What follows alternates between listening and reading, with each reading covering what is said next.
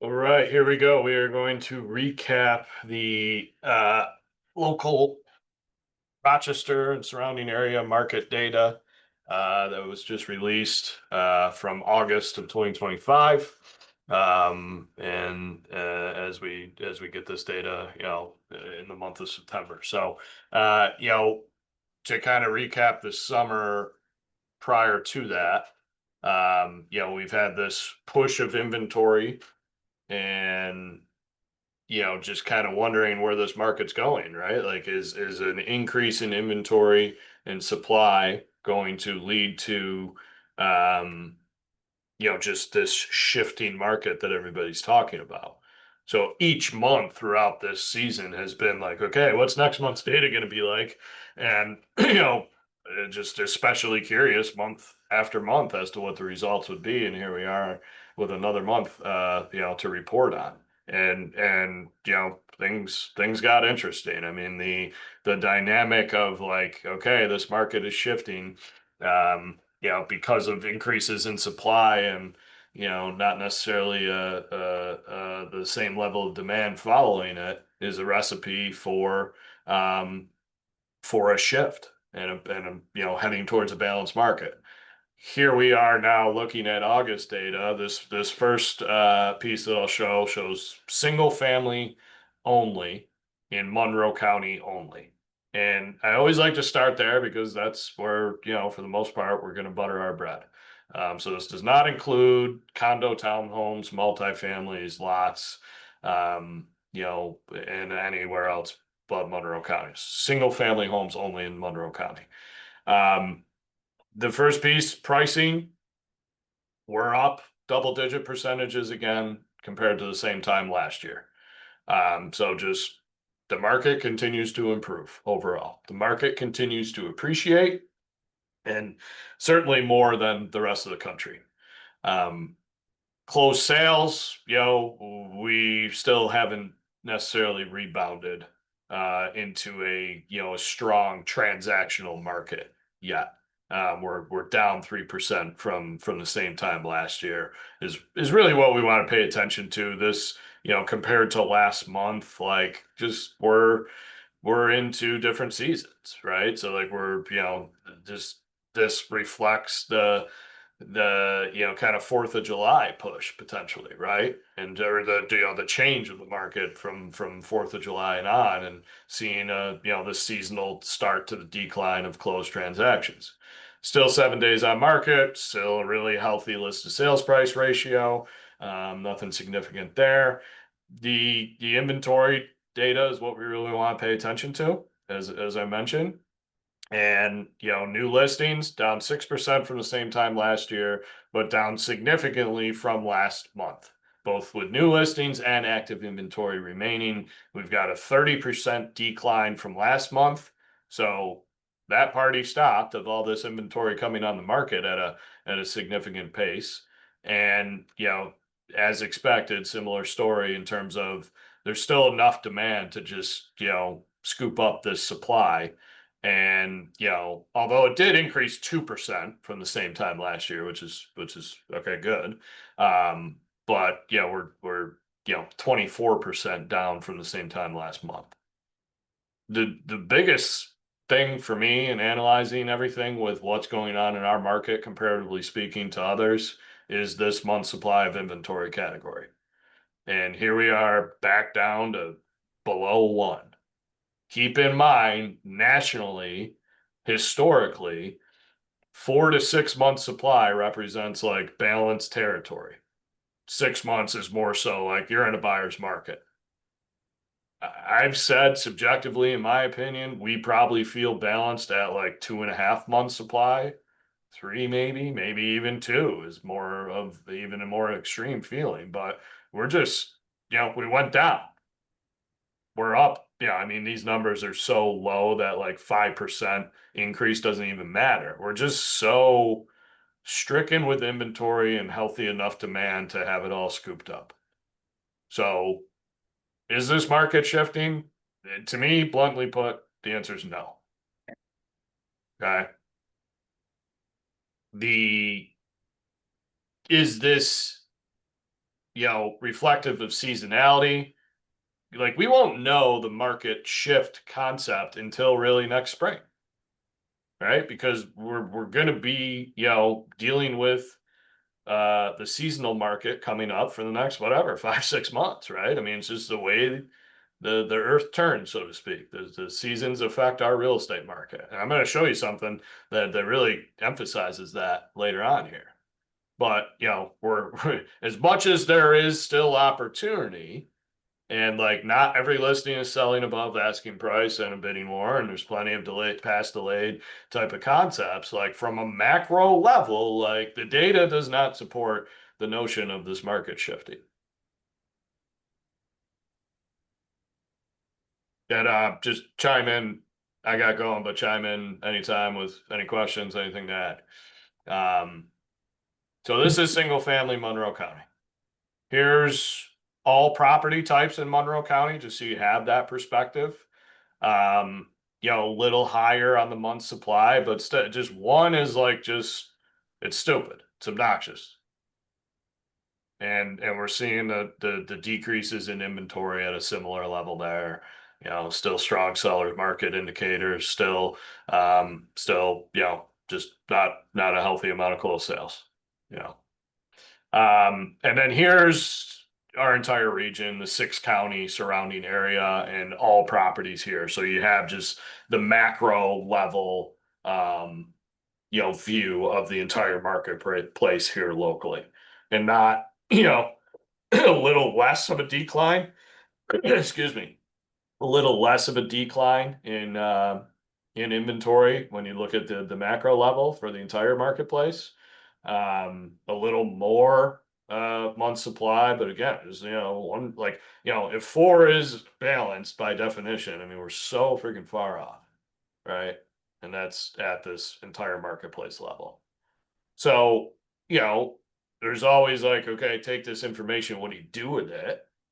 I think there's and what do you do with it should turn into, okay, what is the lead generation strategy with this, and what is the marketing strategy with this?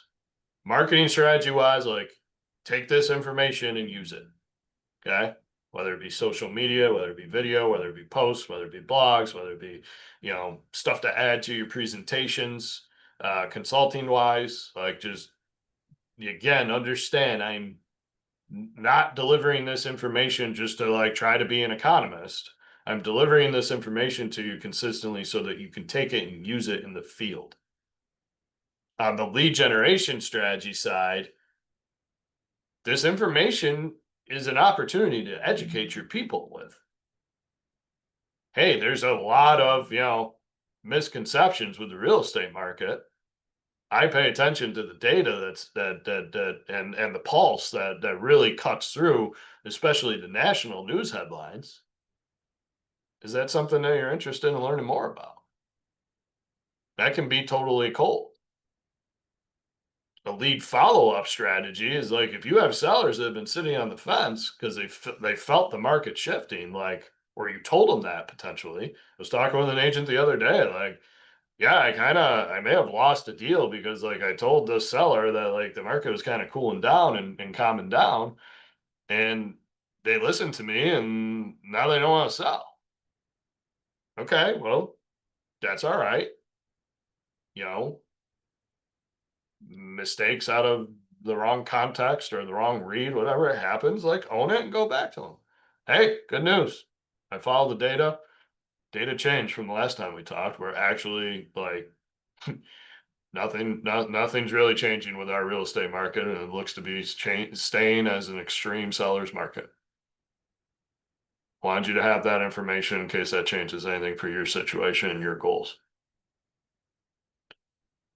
For buyers, it's a little more tricky, right?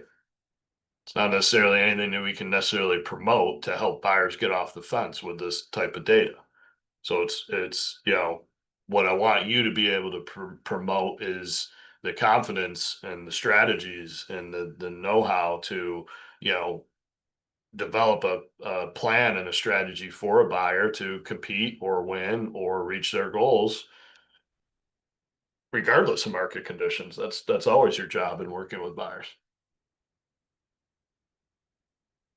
Questions about the data so far? I've got a bunch of other stuff I want to show you.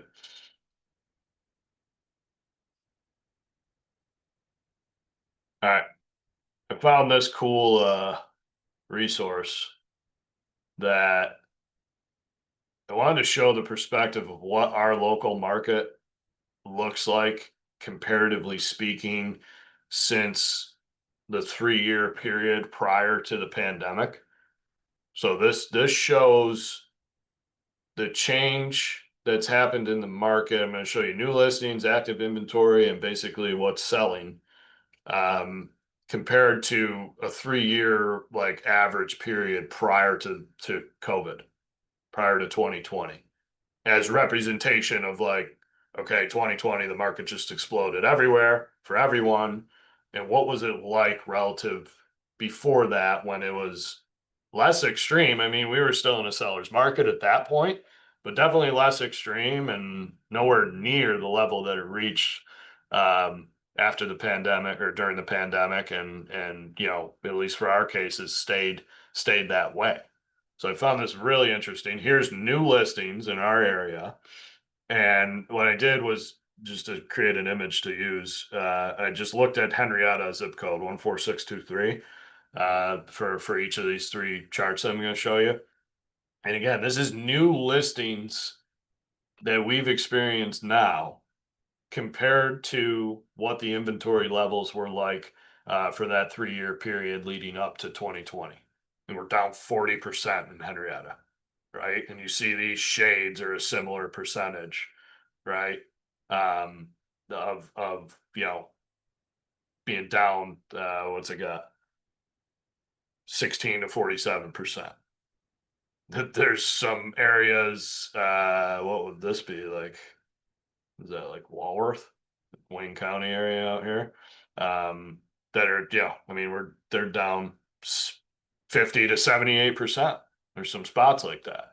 There's a few spots that actually have an increase, but very few comparatively speaking to the rest of the market. That's for new listings that come on the market. The next slide shows active listings, which is like what's left, what doesn't get scooped up.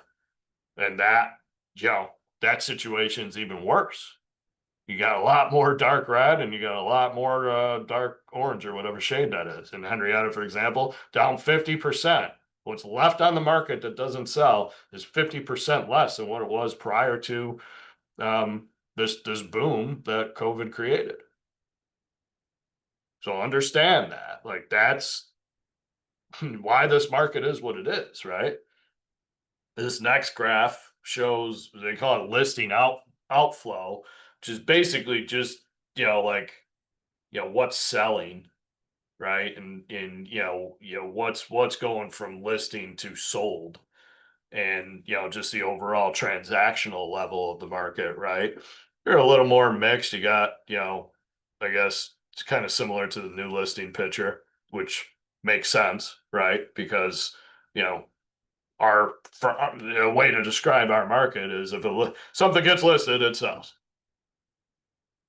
And that's represented, in that similar, those two graphs looking similar. But, again, Henrietta is a sample here, 46% less than what was happening prior to COVID.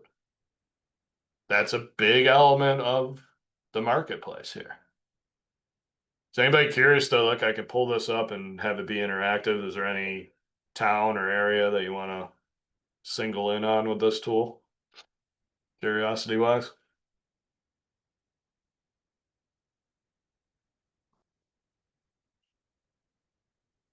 All right. Another perspective, this basically shows the same information, however, applied to this dotted line of where we stand compared to where the national average is. So that we have the perspective and knowledge of how our market is in these categories compared to, another view, right, compared to the national picture.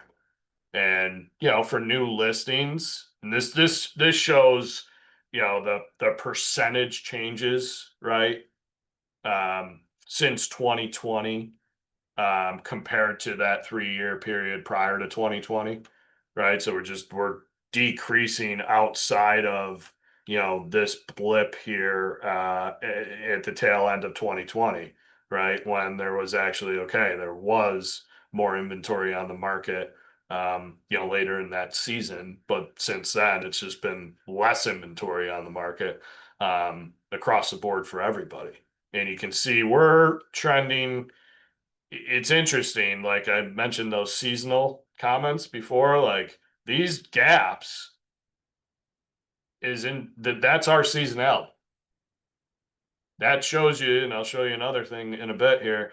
Like our seasons are extreme compared to the national pitcher, is what this is showing you.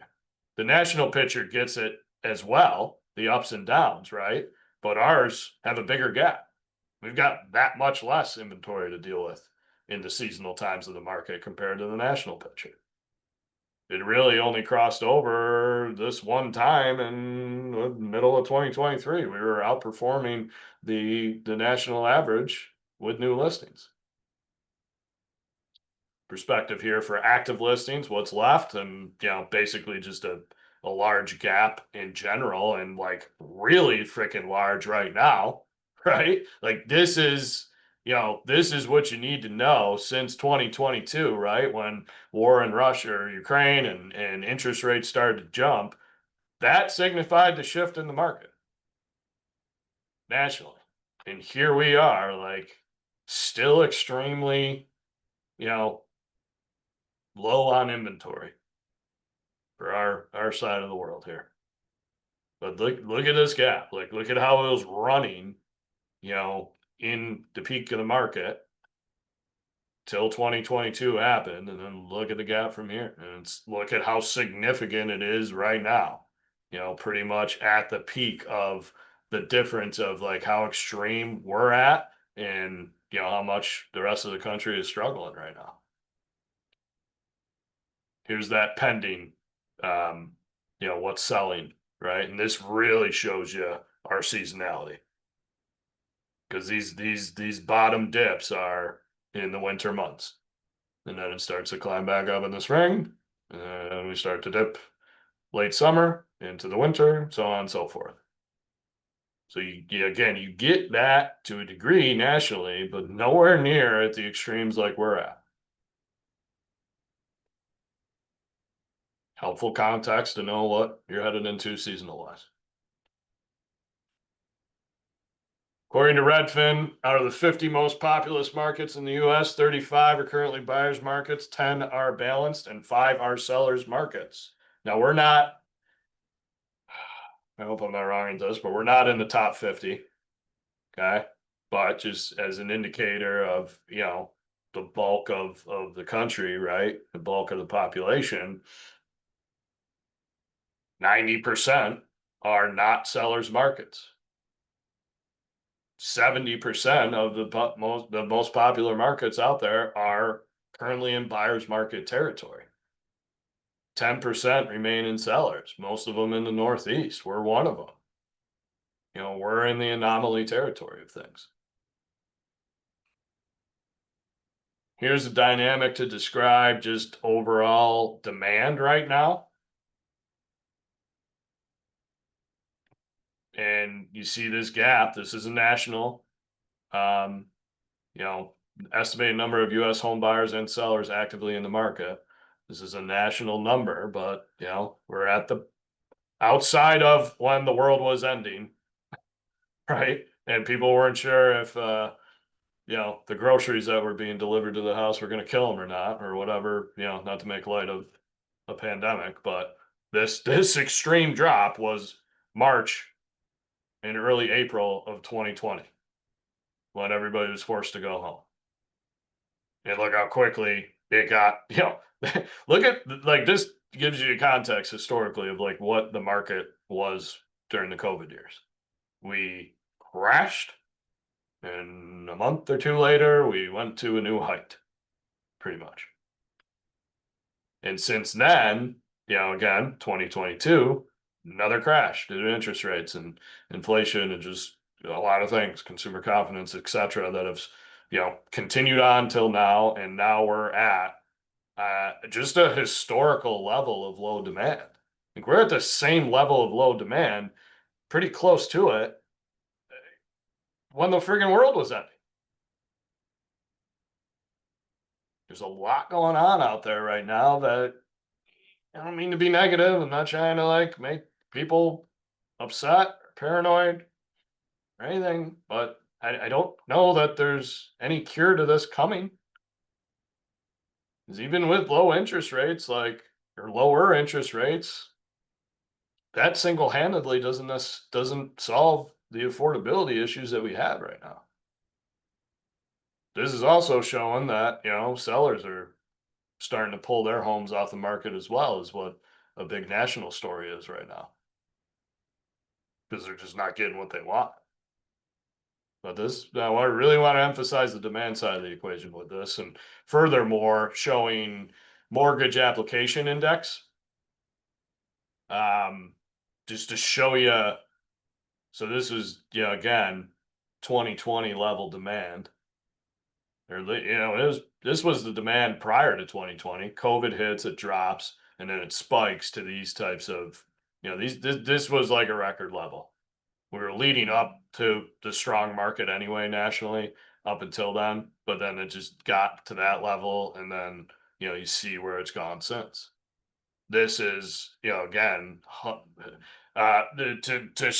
to describe how these numbers work. This 100 that you see is just the baseline when this was created in like, don't quote me, I think like 1990. Oh yeah, right here, 1990 was the baseline. Look at that they used, and just whatever the numbers were at that point when they created tracking this, the baseline of 100 was created off of that. So just to provide an index as to like, okay, what's happening comparatively speaking since 1999 or 1990. Now, here's the perspective you got to have when understanding this data is, okay, well, we're not too far off 1990. Well, there's, I don't know, however many more million people in America now compared to 1990. So it's exacerbated. I don't know if that's the word, but it's like it's more extreme because of our population growth and the generational development since then. Bringing attention nationally compared to our region, Erie County was actually just rated the safest or less risky, least risky housing market in the country.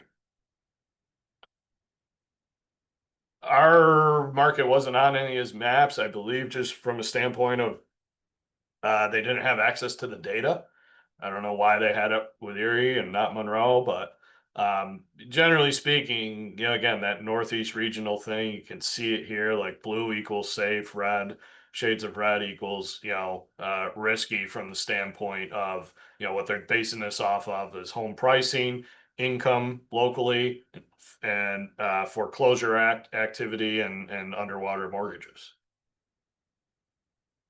We've got an extremely stable region right now that we're a part of, which is good.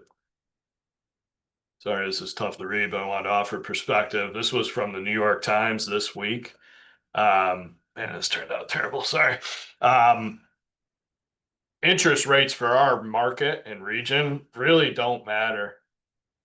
Like this shows, the highest mortgage rates that would be considered to be quote unquote affordable based on the median household income purchasing a median priced home. So the median household income to purchase a median priced home in our market, which at this point is, what do we say, 290, call it, right? So decent price point for home buyers in our area. Sure, that doesn't get you everything, but you can get something at 290, close to 300, right? Just depends if, champagne taste, beer budget type of stuff. But like you see, I mean, Alabama, St. Louis, Indianapolis, Oklahoma City, not in our region, but like Pittsburgh, Buffalo, like paying attention to Buffalo specifically, we're good up till 7.15. We've been teetering near there, so that explains a lot. But like we're, by quote unquote the definition of affordability, we still fit the bill. interestingly enough, in a lot of the other markets, LA, Miami, New York, San Diego, like you can't afford a home with a mortgage at any interest rate right now if you're a median income household purchasing a median priced home. If you want to buy a home in Boston at the median price, which is probably close to $1 million, and the median income there is probably closer to, I don't know, I bet I'd be willing to bet over six figures and maybe even more. You can't even afford a home by definition unless your interest rate is 0.88%. Same with Seattle. LA, Miami, New York, San Diego, San Fran, San Jose. It's not even possible.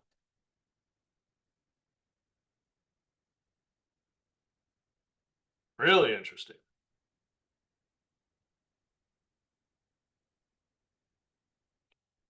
Can you take this into strategies?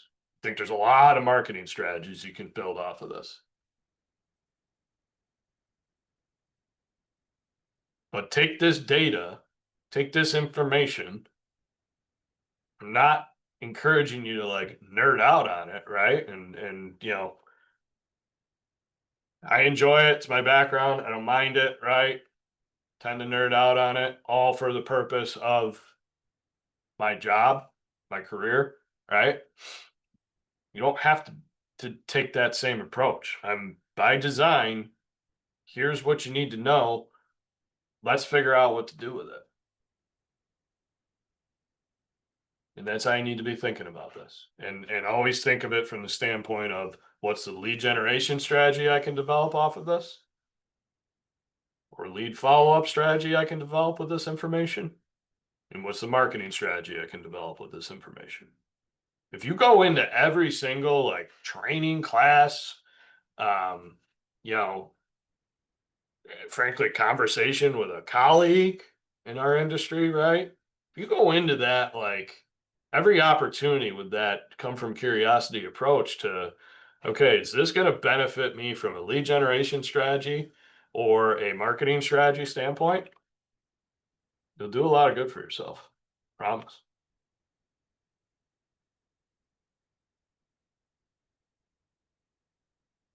Like we need to get tactical in order to get the unfair share that's available in a market like this. Because if you do that now, when the market does change in the sense of like this closed sales number gets to where it should be, because this is just like Graham, like we're, you know, for a robust market in our days, I mean, we were talking, you know, 2000. I mean, it show you know, we're 50% less active listings, right? 46% less, listings that are selling.